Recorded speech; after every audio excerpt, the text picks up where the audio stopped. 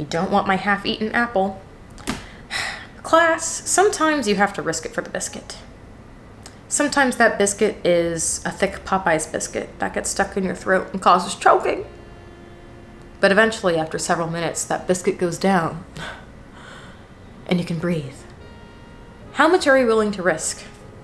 I took a risk on everything. I walked away from a very steady, mistake-proof lifestyle prior to YouTube. I just had to honestly look in the mirror.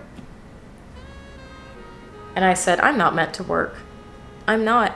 Society has tricked a lot of us into believing, especially women, that you need to be overworking yourselves, doing every little thing, most importantly, trying to be excellent all the time for some reason. I know what I like to do. And that was the moment that was me looking in the mirror at age 20, when I came to my senses and just accepted life for what it is, which is that many of us have passions and interests and dreams that society just doesn't deem as important. I hate when people ask the question, what do you do for a living, right off the bat? You know that about me. I can't stand that. I think everyone should chase their own happiness. And for me, my lifestyle dream expectation was to have as much time as I could for my hobbies, wellness, going on walks. I know that sounds silly. I love going on walks to the parks here every single day, being able to dress up, express myself through fashion, drawing, just laughing with friends. Those things are considered not good enough by the world because you can't exactly monetize on that, but incorrect. Guess what? You can. That's literally what influencers do. I am basically very passionate about helping other people win in life also. You don't have to be miserable if you don't want to. Now, I'm not going to pretend like there are people who just may not make it or in the time frame that I did. I'm very aware that there are some factors going for me that helped. And I said this in a video where I was like, I didn't have any privilege growing up. I grew up very middle class, whatever. I take that back. I was put into certain activities that gave me poise, like rhythmic gymnastics. I have such good posture because of that. The way I talk with my hands unintentionally is very feminine. It makes you engaged a little bit more. There are little things here and there. But what I'm saying is, if you're watching this and you know that you are cute, charismatic, and you have something to offer to the world, you just don't know how to get that across, YouTube or Instagram, TikTok, whatever it is for you. So please keep watching if you are possibly where I was a few years ago, stuck and you don't really know what's the next step financially. Because there are costs associated with becoming an influencer, which include the following: the mandatory cost of moving to Manhattan. Number 2, the cost of having a good accounting team. Number 3, the cost of buying the equipment to start. The cost of maintaining your appearance. The cost of these outfits. This applies to people who are Instagrammers. And then number 6, which you're really going to want to listen to towards the end, the mental cost of becoming an influencer. First step, Stampede School of Influencing. In my opinion, you need to move to a major city to really kickstart the channel. After that, after the first 2 years, it doesn't matter where you go.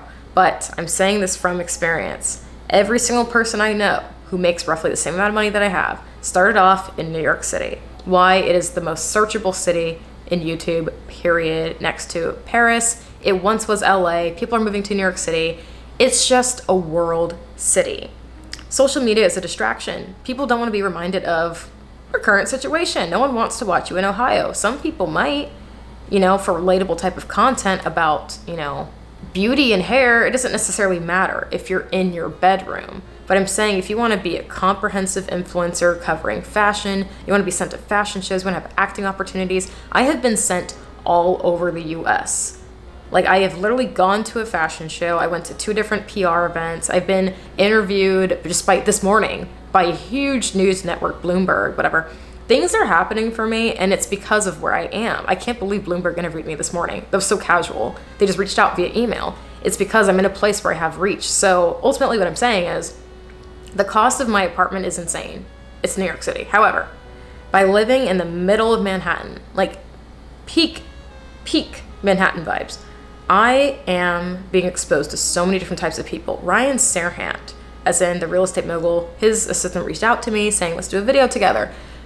This is a collab. If it happens, if it doesn't, who knows, whatever.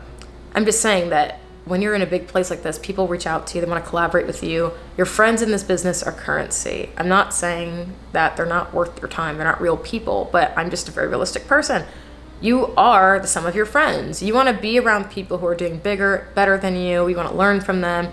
You got to make the investment in moving out by yourself to one of these cities. Now, obviously, don't put yourself into debt. I'm just saying this is an upfront cost of becoming an influencer. And I think this is the main one that gets people stuck, because if you're working, check to check, paycheck to paycheck, you can't just up and leave your situation. But I did. And I lived at home, in my opinion, longer than I should have, put up with a lot of psychological abuse. Next, so the cost of an accounting team. You want to spend on this. You definitely want to spend a good amount of money on a good accounting team. I made the mistake in the past of not having an accounting team. I just had someone doing my taxes. I did not understand why you need an accountant. An accountant will literally make your life so much easier. I know exactly what is going in my business, what is going out. Most importantly, they are setting me up on a quarterly tax system.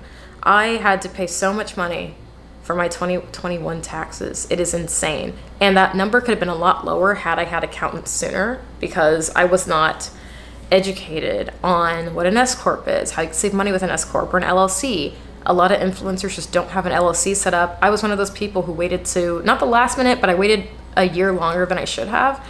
You can expense a lot of things. Accountants will be your best friend, because there are so many things. Like, for example, in Texas, I have a separate home office. And when I was there, that little payment of your rent or mortgage, whatever, can actually be an expense if you're using it solely for your business. Like, talk to your accountant. Obviously, I'm not a financial advisor. The cost of equipment when you're starting out your business, I don't think you should go buy a separate camera or a separate camcorder, vlog camera, whatever, when you're just starting out. I think you should spend that money on a few different things. The newest iPhone. I say iPhone for a reason. You want to have really crisp videos for TikTok and Instagram. If you're doing both, you need to have TikTok, period, in this business. You do. So you're gonna want the newest iPhone. I used to be reluctant to getting a new iPhone, but now that I do TikTok and I make more money there with sponsorships from time to time, you just need one. Get the latest iPhone. I know Apple is so expensive, it's ridiculous. However, this little thing is the reason why I'm able to sit here in this chair right now, in addition to my really old MacBook, which is from 2016. But that phone, I have done so much work on. I've edited so many pictures, so many thumbnails. Do not underestimate the power of your iPhone in this business. Something that you shouldn't be breaking the bank on, in my opinion, though, is your actual cellular data on your phone. So if you're working on being a full-time influencer, most of the time you're gonna be in your apartment. So you should be worrying more about your Wi-Fi being up to speed. But I used to spend so much money on cellular data when I started my channel. I had a mentor. Well, I have a couple mentors, but the main mentor was grilling me. Why do you spend X amount of money on your phone plan? It was close to $100. I just didn't know any better. Plus, I fell into that trap of getting like a locked phone situation. I just didn't know. I didn't know that you can just literally go buy an unlocked phone and have, a cheaper carrier. For example, this video is sponsored by Mint Mobile. Hello, Mint Mobile. When I first lived here with a million roommates, everything was already expensive, but now the cost of living is going up even more. So I'm very much focused on saving where I can. I refuse to spend what I used to spend on cellular data. I cringe when I think about the things I used to do when I first started my channel, because I just didn't know any better, so I'm here to tell you. I've talked about this sponsorship before, but I thought this was perfect for this video, so I want to tell it to you again, because I'm so adamant about my Stampede students saving money and focusing on making more money. As you know, I already talked about Mint Mobile before. Hello, Mint Mobile. We love Mint Mobile. It comes from the super funny Ryan Reynolds. Well, let me tell you more about this service they provide. So Mint Mobile offers premium wireless service for as low as $15 a month, and you don't have to compromise on coverage, speed, or data. They are built on the nation's largest 5G network, and they keep costs low because they don't have all those salespeople breathing down your neck. It's a very fun and seamless experience done online. No stores or salespeople. Since I just came back from Texas to test out New York City and how it affects me in my online business, I need good wireless data, but all my costs just went up by a lot. So I tested out Mint Mobile myself. I'm telling you, it did not affect my coverage whatsoever, not my speed in my apartment. I am very pleased. In fact, I might make the permanent switch, and I don't see why not, because I'm saving so much money. Switching to Mint is super easy, and you don't have to visit a store to activate your plan. They will send you an eSIM to activate within the privacy of your home. You can keep your current device and your current number and just simply switch between the two services. And if your phone is not eSIM compatible, Mint will ship you a new SIM free of charge. All Mint mobile plans include free lightning fast 5G unlimited talk text with free mobile hotspot. Mint will show you how much data you use each month and recommend plans that save you money. Mint also offers a more modern family plan, whereas, other plans of other companies usually cater to a 2-parent household with 2 to 3 kids. Well, Mint can offer you a plan just as little as 2 people. And it's super affordable family plan. I have the new SIM in my phone. I'm conducting my usual tasks on TikTok, editing, emailing, constant emailing. Most of being an influencer is just emailing because you're planning out brand deals for the future, because that's how we make our money. This is a great service. Imagine what you can do with the money that you'll save. I'm looking over here at my budget sheet on my wall. I have it written out very rudimentary style. My former plan was $55.99 a month. I think it's better than my current service, actually. Think of all the money that is going to be saved, and I actually do have to save it since I live in New York City. And we are in a recession. Use my link in the description box to get premium wireless starting at $15 a month using my link below. Okay, the sun is setting and it's getting darker, so I have to speed this up.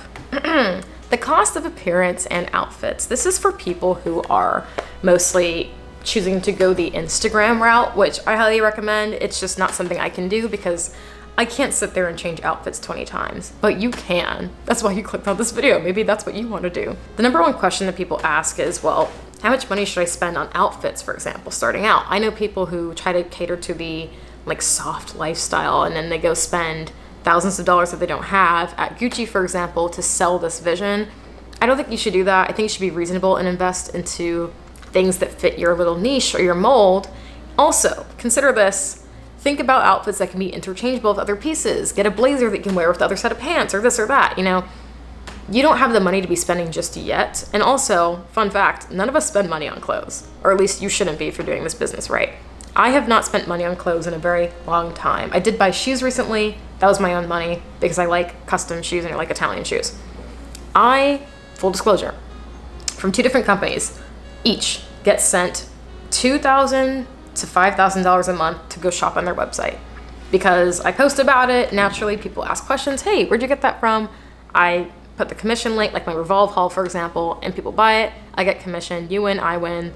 Every store that I like has an ambassador program. But until you get to that point, you do have to kind of sell the vision. So all I'm saying is you should actually take out some money and go to the store and go build this brand of yours, but don't go broke, if that makes sense. Because if you're consistent with your posting, which I know you're so sick of hearing that, be consistent, but it's the truth. When you're consistently posting like, hey guys, this is my new tweed corset, with my denim jeans, and then you go wear a different pair of jeans, you can put this with a mini skirt, do videos where you can say, hey, here's 16 looks with one item. Be smart about it, I had to turn on this light behind me because it's so dark. My camera's gonna die any second, so I'm sorry. Love you if it cuts off. The mental cost of this business is something that you have to really think about. I am seriously the luckiest person in Manhattan alongside the other influencer type of people. We truly choose when we want to work, and it's not a hard job. It's not. The hard part is coming up with content consistently for years. The hard part is maintaining this. I have done an amazing job for the past few years. My audience has changed and came and gone. I've bent with it. I've killed it online. I am one of the highest paid people in terms of sponsorships in my little niche here. And I don't even have 1 million subscribers. It's because I'm so good at connecting with my audience. I engage in person, in real life, and people respect my honesty. The thing is, in this business, not everybody respects that honesty, and being the good person is not always rewarded. In fact, it's looked down upon. Let's just say I've had plenty of issues with former management in the past where they were racist, they were, sexist, all sorts of things have happened to me. Something that just disturbed me a lot about 2020 when I, was on the blow up is basically, my dad died at this time, and it was just hard to process, even though we weren't, best friends or anything like that. It's still, that's your parent, So I asked my manager at the time, hey, I want to pause sponsorships. He's like, totally understand. He was cool about it. We don't have to do this. I said, don't email me, you know, all that. Like, just don't pass these along. I want to take a break. Because it's tempting, obviously. The point of taking a break is that I don't want to see the email saying, hey, Kelly, just so you know, like, you know, perfume company wants to work with you for $10,000. This person continued to send me these anyway. Hey, I know you're on a break, but just passing this along. That's not respecting my privacy, my time to rest, even if it was for like the next month or 3 months from now. Hey, just passing this along. I know you're on a break, but like, thought you want to see it anyway. It's very passive aggressive. And that's when I realized that no one actually gives a shit about you in this business. No one does. I'm just always going to put my happiness first. I called it out. I said, you know, I'm on a break right now. Thank you. But like, I didn't want to see this because now I'm distracted. Now I'm not letting myself grieve. And guess what happened? It kept happening. And then I just said, you know what? Screw it. Prematurely, in my opinion, I was coerced into saying yes to sponsorships and I did not want to actually do them. I made my money, yeah, and I was happy in the moment. But then when I got paid and I overworked myself, I was finding myself crying in the middle of the night because I never actually processed what was going on. People in this business do not care about you. It's very hard to find management who's very genuine and, you know, client focused or talent focused, I should say. I work with an amazing team right now. I don't have management at the moment. I have like middleman agent people who have their own little media company. It's different. There's like managers, agents, whatever. Basically, I have people who bring me the same regular brand deals, and it's like talking to a friend. They respect me. I would get tiramisu with them because that's how close we feel and respectful. This girl, hey girl, you know who you are, watching this. She respects me, and it's been, you know, 2 years since it happened. But I said, you know what? I had one of those evenings where I just feel like a soggy Cheeto on a misty day, like my subscriber once said. She's like, don't worry about it. We can do these later on. Can't say the same for management 2 years ago. It's just the truth. So horrible that people get treated like this in this business. That's just the tip of the iceberg. There's a lot more, but my camera's gonna die. Something else I would say, which people don't give us enough credit for, is dealing with the weird parts of online fame. Again, the way I was raised so differently than a lot of people in this business. A lot of them have lots of privilege. They get away with whatever they want. They already had money. They already had connections and stuff.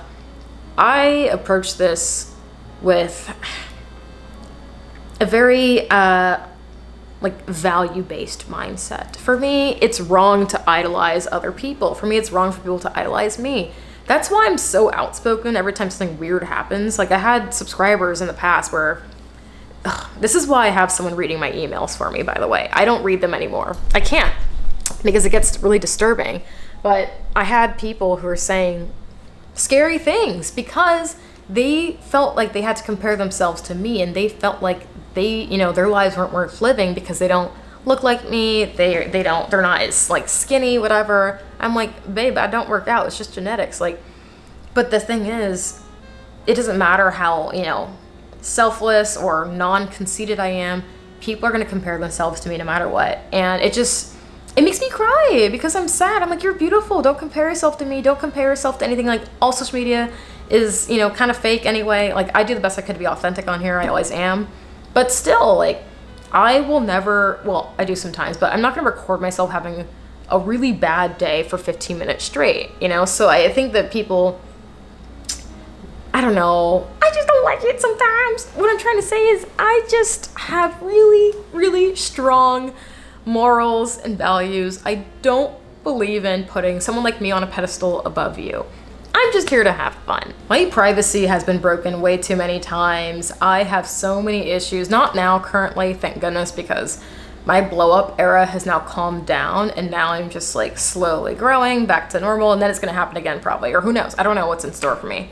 But I'm just saying, during this spike era up until about 6 months ago, I've had numerous stalker problems. Thankfully, only one of them was in real life in person, but I had people just doing the most disturbing things, revealing where I live to me, which, I mean, looking back, I just didn't realize it was that easy to find out where I lived. It was in Boston. I accidentally showed just a smidge of the rooftop, and that person went and Googled Boston apartments with a pool, and they found out the building that I lived in, because there's only like 17 buildings there with a pool. And this person felt the need to write to me saying, hey, just so you know, I know where you live. Like, okay, why are you telling me this? I don't know. Like, it's not a big deal if you know where I live. Like, I have to live amongst other people. I can't afford a multi-million-dollar house by myself yet when you're starting out. So I was like, why would you tell me this? Why? Because they want to just make it feel like I know you. I know where you sleep. It was weird. I was at Eataly getting coffee at my regular spot. This makes me super uncomfortable. I can't believe this girl did this still, but she just pulled up a chair at my table and sat in front of me.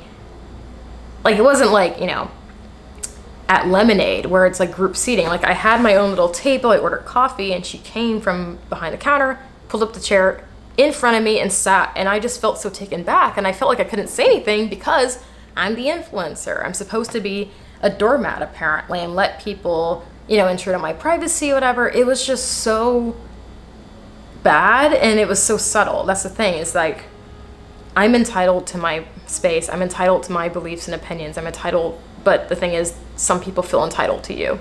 So anyway, that was a long rant.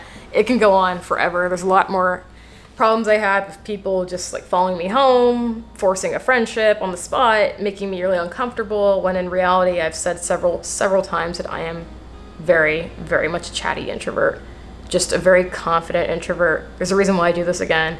It's because I don't like to go outside. I don't like being forced to do anything that I don't want to do.